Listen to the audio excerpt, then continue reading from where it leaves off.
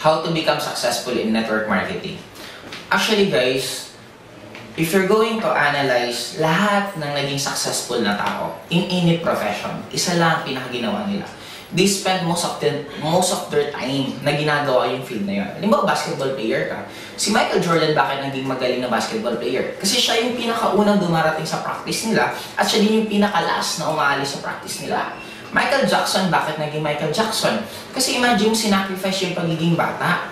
Si Michael Jackson mismo, hindi niya naranasan maging bata. For the rest of his life, ang ginagawa is music, dance, yun ang ginawa niya.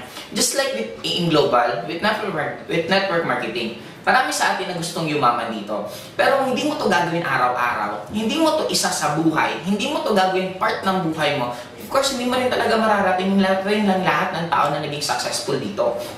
Ako, naalala ko dati nung nagsisimula ako, wala akong ibang iniisip bago ako matulog, bago ako gumising. Ultimo panaginip ko is lahat networking.